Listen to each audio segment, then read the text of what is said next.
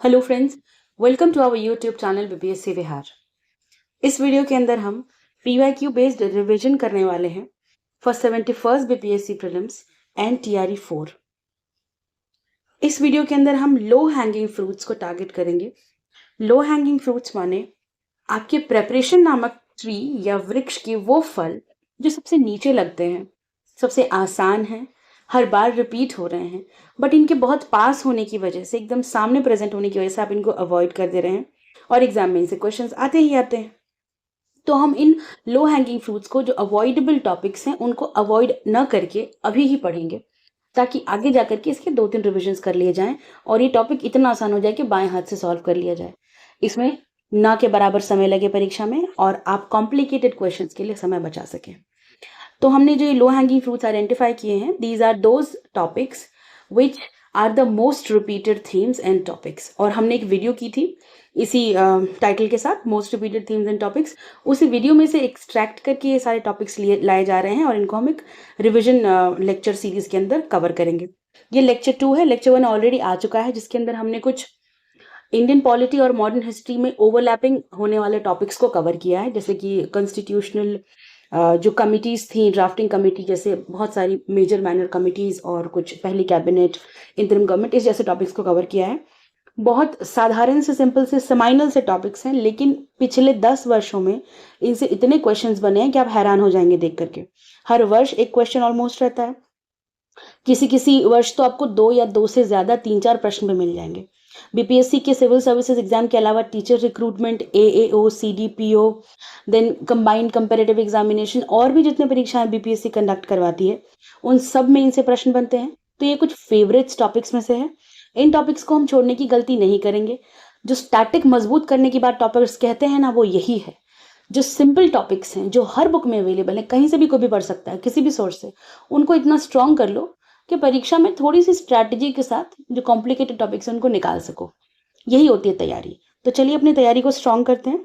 और आज के वीडियो के अंदर हम इंडियन नेशनल कांग्रेस को कवर करने वाले हैं अच्छे से, from its establishment to everything till the independence. एक चीज और हम इसमें देखेंगे, जो भी हमने यहाँ पे आपको रिविजन नोट्स प्रोवाइड किए जाएंगे इस वीडियो के अंदर, वो नोट्स पीवाईक्यू बेस्ड है। मतलब आप पीवाईक्यूज में से अगर स्टेटमेंट एक्सट्रैक्ट करने की कोशिश करेंगे तो वैसे नोट्स बनाए हुए हैं यहाँ पर, ठीक है। साथ के साथ हमने कुछ ऐसे संभावित प्रश्न भी सोच करके नोट्स बनाए हैं कि अगर इस तरह के क्वेश्चन पूछे गए हैं तो उससे मिलते जुलते कैसे पूछे जाएंगे।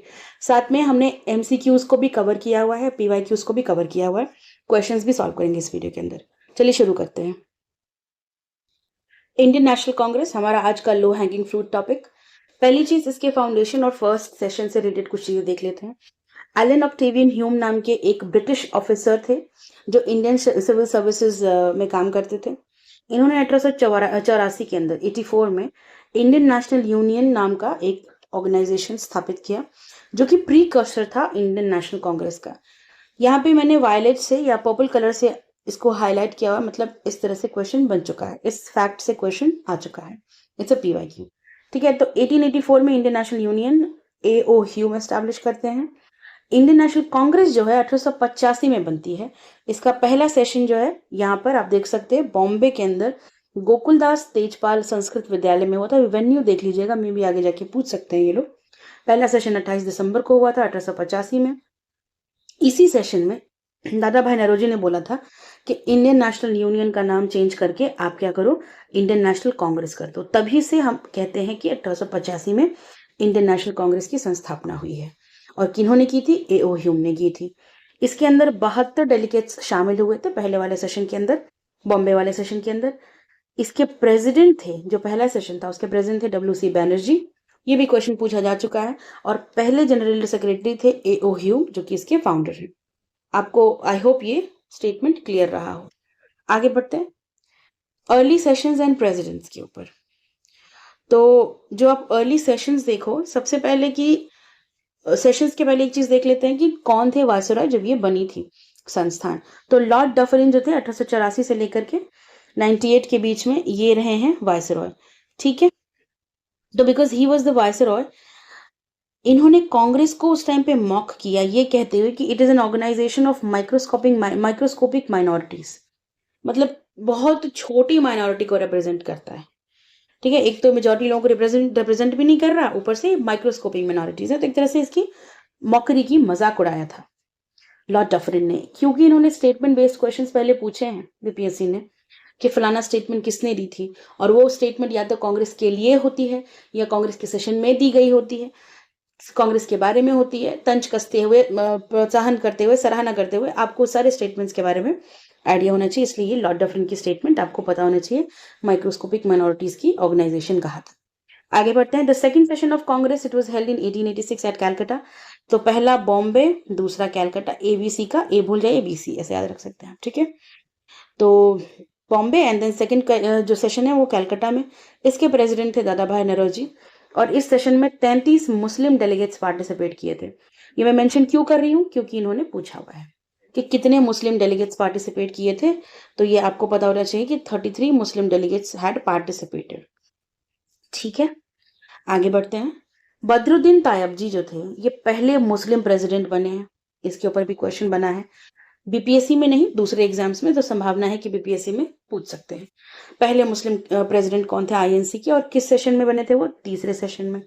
अच्छा, वो कहाँ हुआ था, मद्रास में हुआ था। और ऑफ कोर्स कांग्रेस के सारे सेशन वर्ष के अंत में है, 25 से 28 दिसंबर, 27-28 दिसंबर मेजरली हर जगह, ठीक है, हर वर्ष के एंड में ही सेशन होता था। तो 1887 के अंदर, 87 के अंदर Badruddin Tyabji was the president. फिर हम आगे बढ़ते हैं। For the first time in this session, working operations of Congress was handed to a committee of delegates.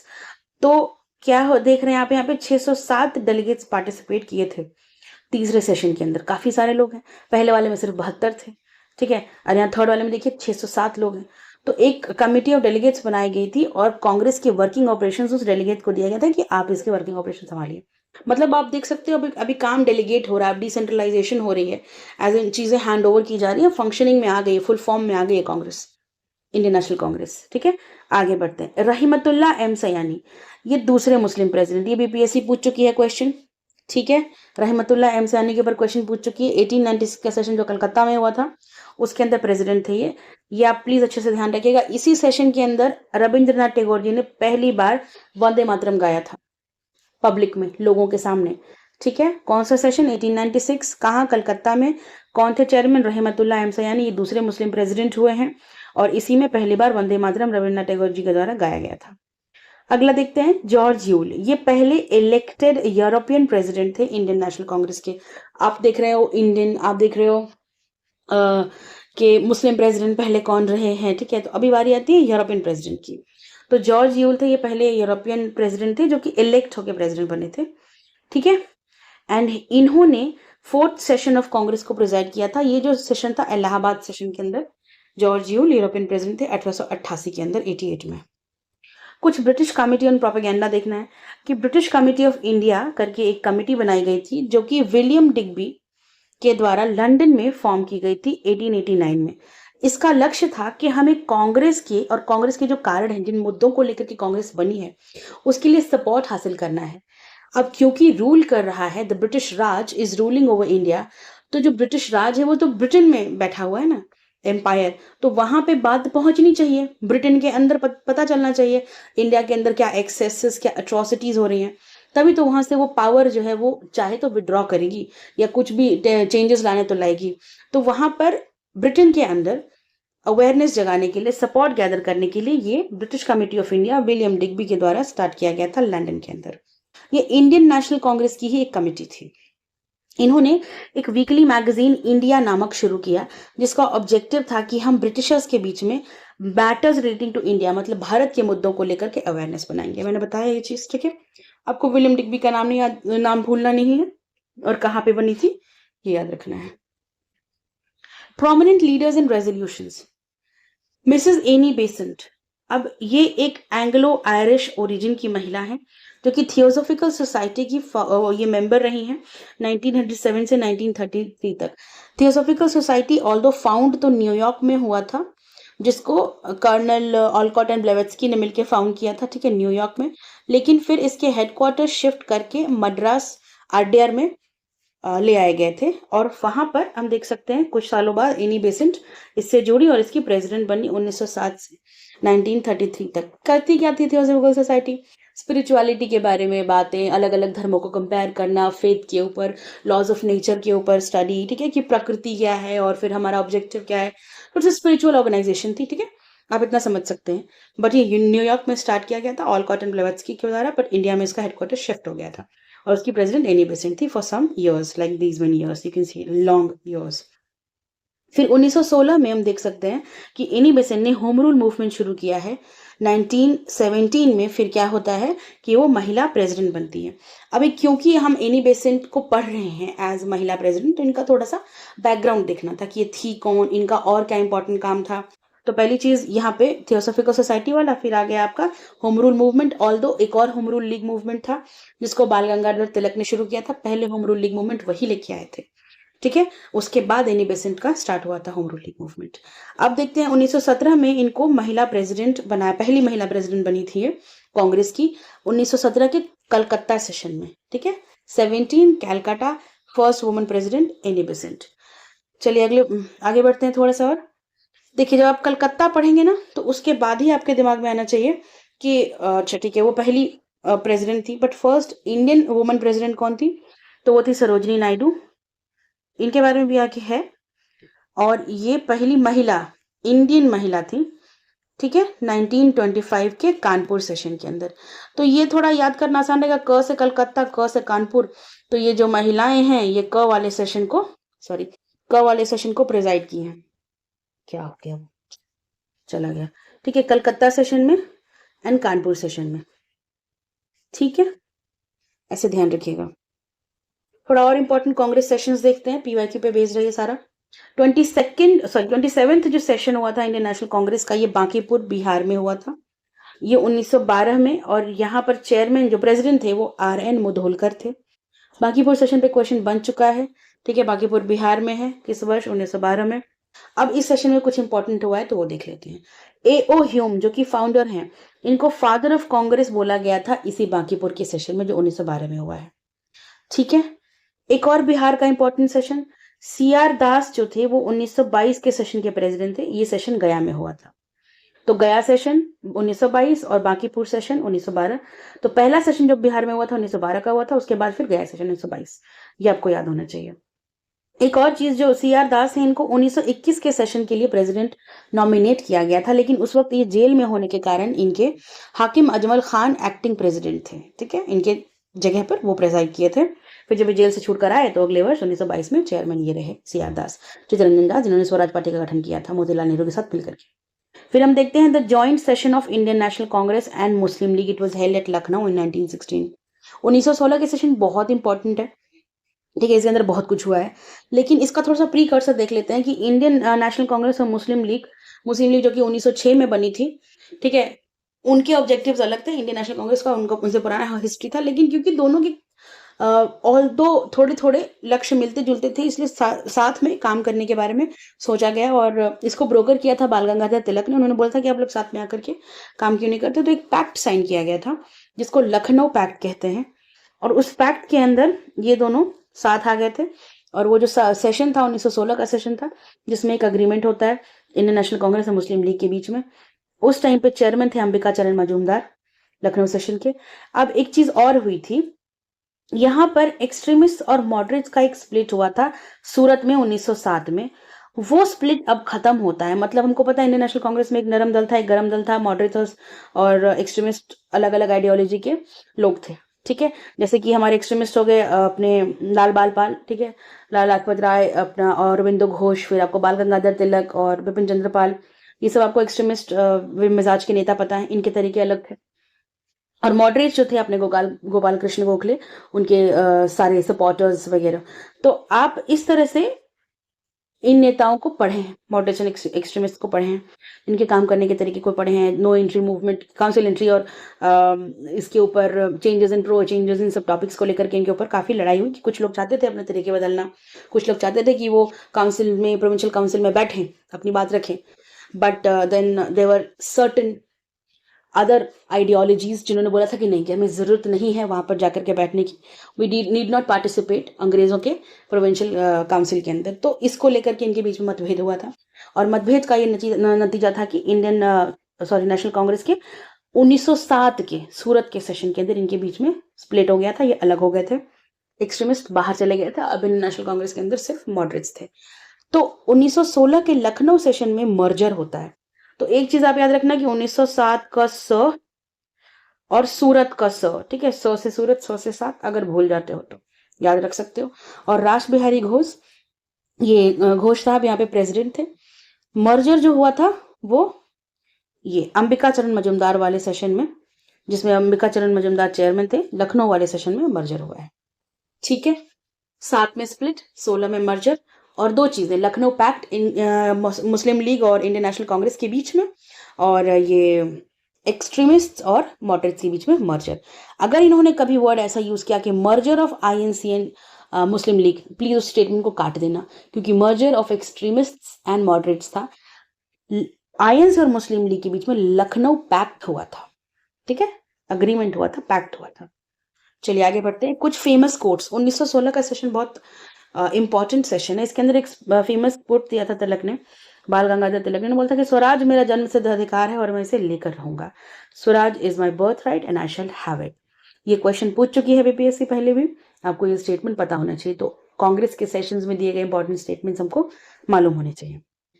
उसके बाद 1900 में कर्जन ने क्या बोला कि Congress is tottering to its fall and one of my great ambition in India, sorry ये यहां गलत है, while in India is to assist it to a peaceful demise.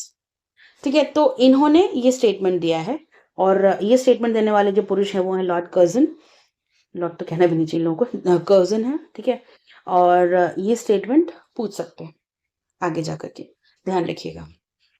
Fine, आगे बढ़ते हैं लाला लाजपत राय जी के ऊपर। लाला लाजपत राय जी से रिलेटेड, एक सेकेंड मैं इसको थोड़ा सा हाईलाइट कर देना चाह रही हूँ ताकि ध्यान में रहे। लाला लाजपत राय जी का स्टेटमेंट था कि Congress movement was neither inspired by the people not devised और प्लान्ड बाय देम। ये एक एक्सट्रीमिस्ट नेता है।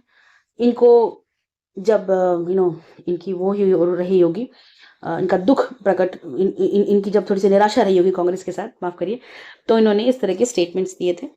और मोस्टली एक्सट्रीमिस्ट नेता कांग्रेस के काम करने के तरीके के साथ खुश नहीं रहते थे, ठीक है।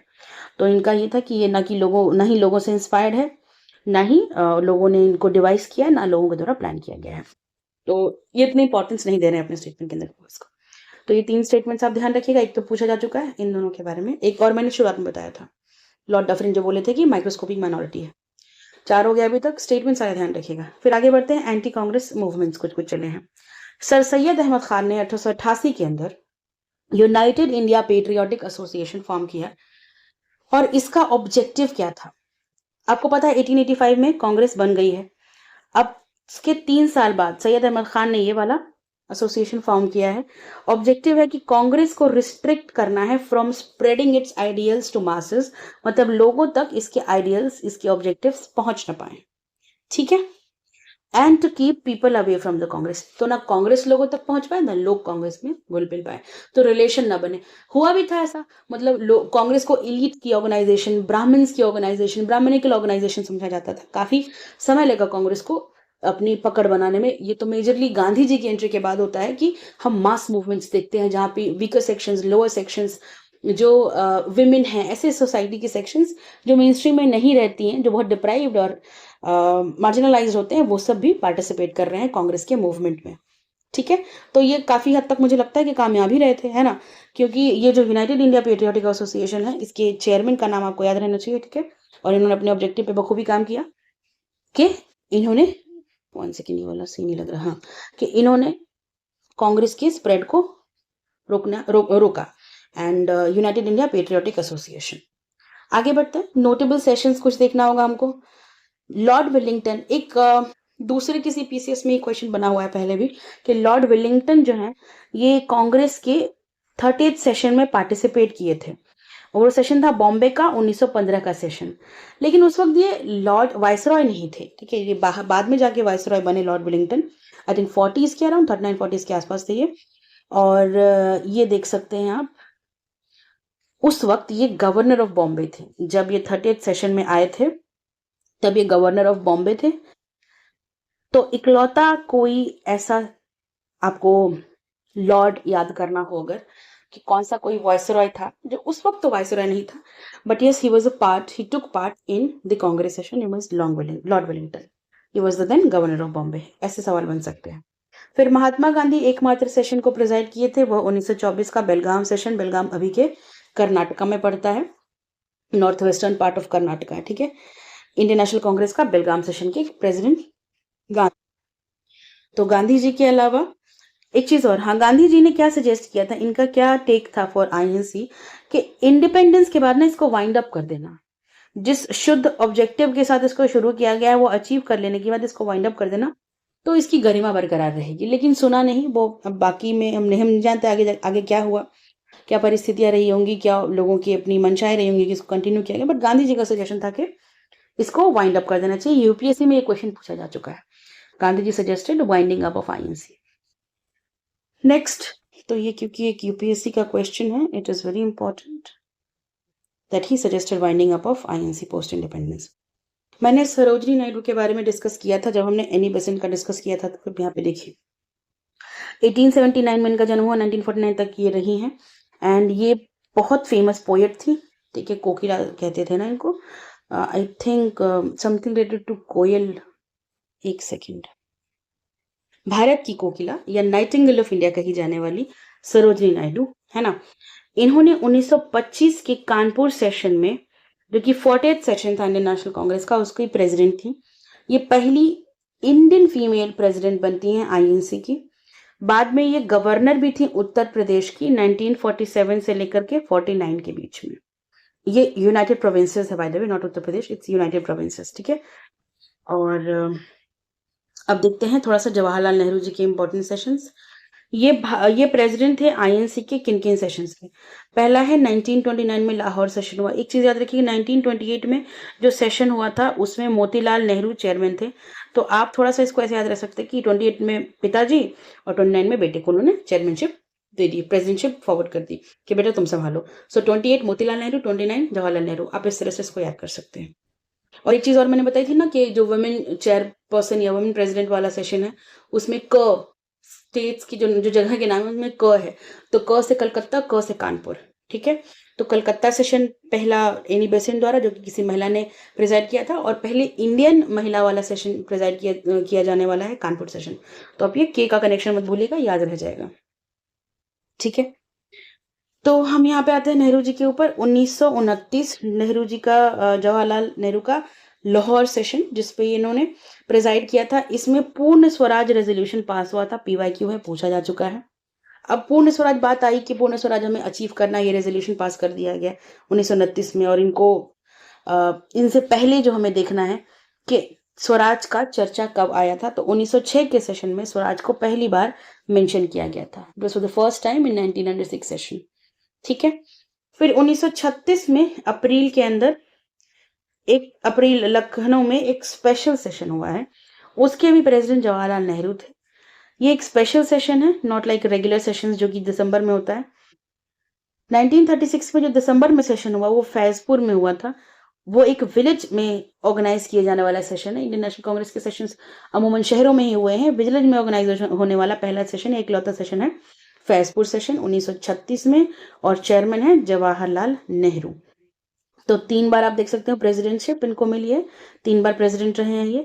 1936 का स्पेशल सेशन और ये 1936।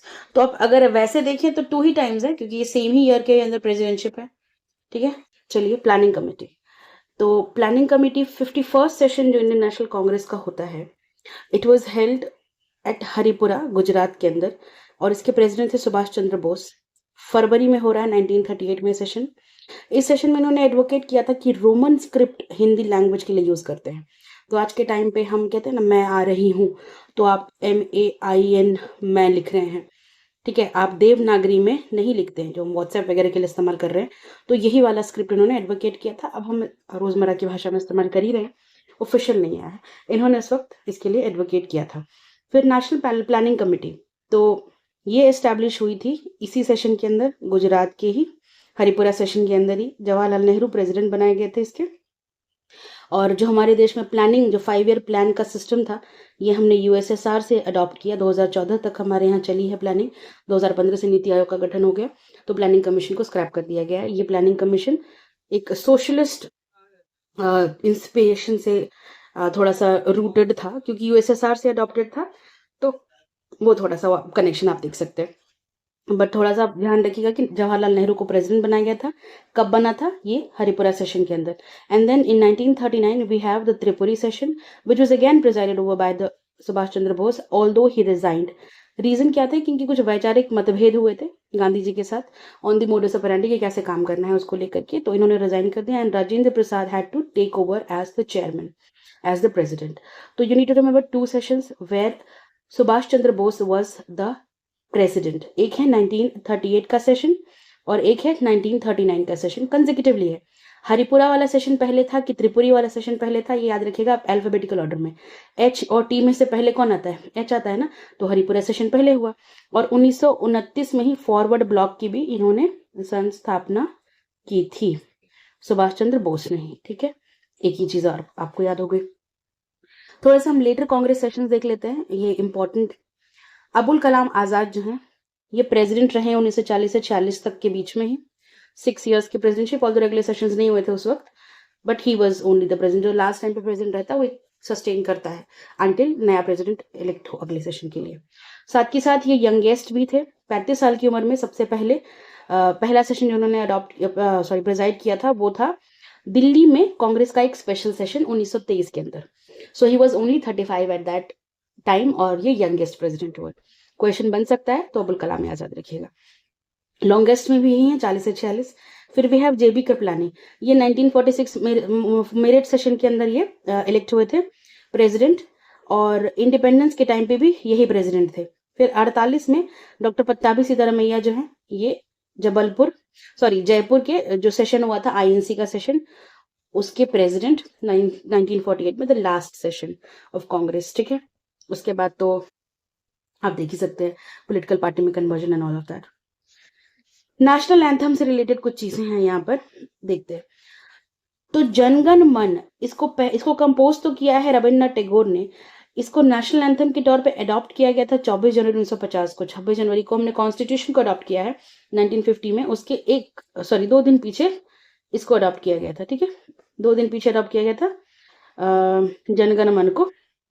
फाइन, तो आप ये देख सकते हैं 24 जनवरी को। लेकिन पहली बार जनगण मन 1911 में गाया गया था कलकत्ता सेशन में, 1911। ये वही साल है जिस साल के ट्रांसफर ऑफ कैपिटल हुआ था फ्रॉम बंगाल टू दिल्ली। ठीक है, तो पहले इंडिया का कैपिटल बंगाल हुआ करता था, फिर कैपिटल शिफ्ट हुआ after the partition of Bengal. जो 1905 में पार्टीशन हुआ है, उस वर्ष भी आपको थोड़ा सा याद होना चाहिए कि कौन से चेयरमैन थे। 1905 के अंदर चेयरमैन थे गोपाल कृष्ण गोखले, और ये सेशन हुआ है बनारस में। और 1906 में जो चेयरमैन थे वो थे दादा भाई नौरोजी, और ये सेशन हुआ था कैलकाटा में। ठीक है, तो जिस वर्ष पार्टीशन हुआ कलकत्ता में, उस वर्ष ही कलकत्ता में सेशन नहीं हुआ, उसके अगले साल हुआ। 5 में नहीं किया, 6 में किया, ऑलरेडी वो ब्रोकन स्टेट है, वहां पे अभी state of tranquility and peace develop नहीं हुई, एस्टैब्लिश नहीं हुई, इसलिए उस साल जो है बनारस में सेशन किया गया था। अगले साल कलकत्ता में फिर सेशन हुआ। तो गोखले साहब 5 में और 6 में नौरोजी, ये भी आप याद रखिएगा। और 1911 में जिस साल ट्रांसफर ऑफ कैपिटल हो रहा है, उसी साल कलकत्ता सेशन में ही यहाँ पर आप देख सकते हैं रविन्द्रनाथ टैगोर ने जनगण गाया है। और 1896 में वंदे मातरम भी रविन्द्रनाथ टैगोर ने ही गाया था। ठीक है, और वो भी कलकत्ता सेशन ही था, 1896 का सेशन। ऑल्दो इसको लिखा है बंकिम चंद्र चटर्जी ने, पर गाया था रविन्द्रनाथ टैगोर ने पहली बार पब्लिक में। ठीक है, ये दोनों ईयर याद रखिएगा आप। फिर आते हैं हम एक्सट्रीमिस्ट और आईएनसी के ऊपर। लाला लाजपत राय, इनको शेर पंजाब कहा जाता है। 1920 के कलकत्ता सेशन में, जो कि स्पेशल कांग्रेस सेशन था, जिसके अंदर नॉन कॉपरेशन रेजोल्यूशन अडॉप्ट किया गया था, उसके लिए जो सेशन ऑर्गेनाइज किया गया था उसके प्रेसिडेंट बनाए गए थे। तो पहली बार किसी एक्सट्रीमिस्ट को प्रेसिडेंट बनाया गया है लाला लाजपत राय को 1920 स्पेशल सेशन। ऑल्दो जो 1920 का रेगुलर सेशन था जो दिसंबर में हुआ था, उसके प्रेसिडेंट सी राघवाचार्य ही थे, ये नागपुर में हुआ था। और इसके अंदर कॉन्स्टिट्यूशन के लिए, सॉरी, कांग्रेस के लिए, इंडियन नेशनल कांग्रेस के लिए एक नया कॉन्स्टिट्यूशन फ्रेम हुआ था। ठीक है, कैसे काम करेगी कांग्रेस। तो आपको ये क्लियर होना चाहिए कि एक्सट्रीमिस्ट लीडर अदर देन लाला लाजपत राय, कोई भी एक्सट्रीमिस्ट लीडर कभी भी प्रेसिडेंट नहीं बना है आईएनसी का। ये फैक्ट याद रखिएगा। अगर उनके कोई भी क्वेश्चन में इनके नाम दे दिए जाएं एक्सट्रीमिस्ट लीडर्स के, तो आप ऐसे करके एलिमिनेट कर सकेंगे। उसके बाद हम आ जाते हैं, लास्ट अपीयरेंस देखते हैं बाल गंगाधर तिलक की कहाँ हुई थी। तो for the last time Amritsar में, ठीक है, 1919 में जो अमृतसर में सेशन हुआ था, उसमें लास्ट टाइम बाल गंगाधर तिलक दिखे थे। जलियांवाला बाग मैसेकर के बाद हुआ था ये वाला सेशन। ठीक है, तो ये हो गया। उसके बाद हम आगे बढ़ते हैं कुछ थोड़े बहुत और इंपॉर्टेंट सेशंस को लेकर। अच्छा, 1919 के सेशन में मोतीलाल नेहरू चेयरमैन थे, अगर डाउट आए कि कौन थे।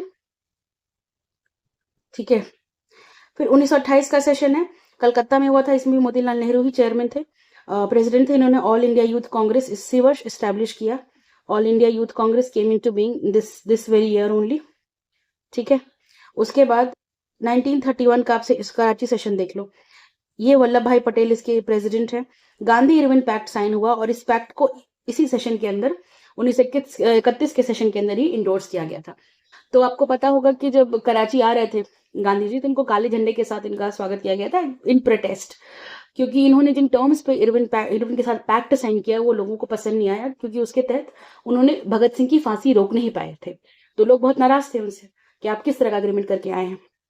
ठीक है, तो ये आप थोड़ा सा याद रखिए, Karachi session when Gandhi ji went he was welcome with black flags and all. ठीक है, तो दो चीज हुई, एक तो इस पैक्ट को इंडोर्स किया गया, फिर फंडामेंटल राइट्स के ऊपर रेजोल्यूशन आया और नेशनल इकोनॉमिक प्रोग्राम भी पास हुआ।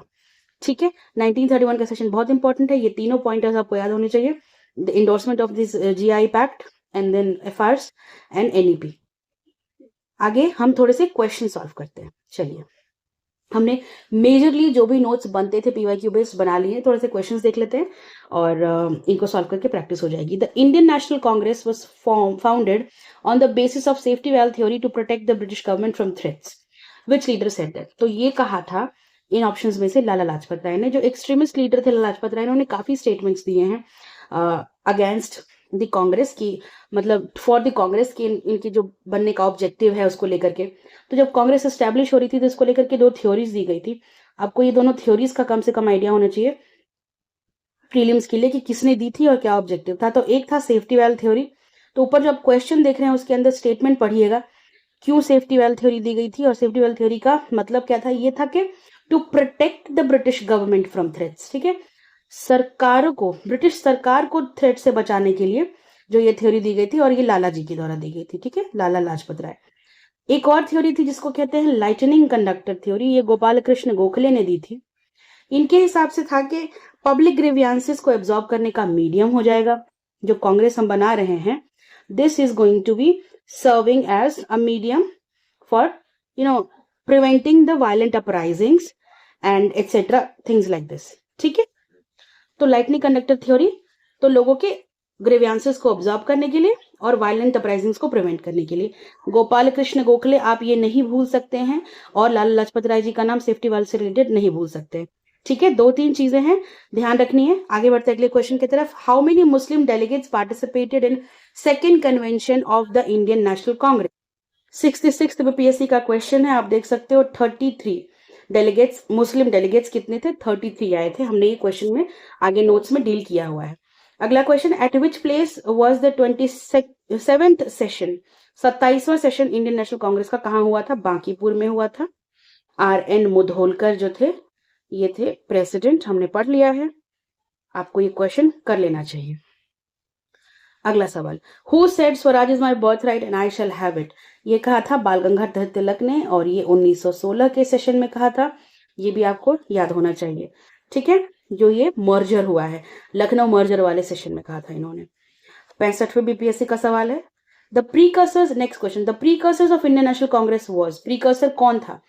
तो इंडियन नेशनल यूनियन जो 1884 में एओ ह्यूम बनाए थे, फिर 85 में इंडियन नेशनल कांग्रेस बनाया गया। दादा भाई नौरोजी के सजेशन में उन्होंने बोला कि नाम बदल दो इसका। ठीक है, 1885, ये बीपीएससी का ही है, सीसी का क्वेश्चन है, कंबाइंड कंपैरेटिव एग्जाम का। अगला क्वेश्चन है, ये लास्ट क्वेश्चन है, who said the Congress movement was neither inspired by the people not devised और plan by them? Of course Lala Lajpat Rai. इनके स्टेटमेंट्स बहुत इंपॉर्टेंट है, तो हमारे पास 6 स्टेटमेंट्स हैं इस वीडियो के अंदर ही अभी, ठीक है। आपको सारे स्टेटमेंट्स याद होने चाहिए एंड स्टेटमेंट बेस्ड क्वेश्चन याद होने चाहिए। 47th बीपीएससी का क्वेश्चन है, ठीक है। तो आप ये सारे के सारे स्टेटमेंट याद रखिएगा और नोट बना लीजिए अगर नहीं है तो, और आप इन नोट्स के स्क्रीनशॉट्स ले सकते हैं। इस तरह से हम इस वीडियो के अंत पे आ चुके हैं। अगर आपको वीडियो पसंद आई तो प्लीज़ लाइक करिए, और भी पीवाईक्यूज को प्रैक्टिस करने के लिए आप हमारे पीवाईक्यूज की प्लेलिस्ट में जा सकते हैं। मैं डिस्क्रिप्शन बॉक्स में मॉडर्न हिस्ट्री की और भी सब्जेक्ट की जो भी पीवाईक्यूज की प्लेलिस्ट है उसको प्रोवाइड कर दूंगी। Please watch them, solve on your own, read more, ठीक है। क्वेश्चंस को सॉल्व करते रहिए, स्पेशली पीवाईक्यूज को सॉल्व करिए, they going to be very helpful. उन्हीं से क्वेश्चन बनता है, ठीक है। मॉक्स लगाने का अलग वो है, ठीक है। अगर आपका प्रैक्टिस अच्छा है, बहुत पढ़ लिया है, मॉक्स लगाओ, वरना अगर तैयारी स्ट्रांग नहीं लग रही, डर लग रहा है, तो पीवाईक्यूज बनाओ, ठीक है। और अगर आपको वीडियोस पसंद आई हो तो प्लीज़ लाइक करिएगा। कोई कमेंट हो तो बताइए, कुछ सजेशन हो तो बताइए, रिक्वेस्ट हो तो बताइए, कैसा लगा है ज़रूर बताइएगा कमेंट में। मुझे पढ़कर बहुत खुशी मिलती है अगर आपके अच्छे कमेंट्स आते हैं, या फिर जो भी आपका सुझाव होता है, तो I like to work upon it. और ये वीडियो शेयर करिए ज़्यादा से ज़्यादा, जो लोग एग्ज़ाम दे रहे हैं उनके साथ और जो देना चाह रहे हैं उनके साथ। हमारे चैनल को सब्सक्राइब ज़रूर कर लीजिएगा। इस वीडियो के लिए फ़िलहाल इतना ही। धन्यवाद। Wish you all the best for the next exam.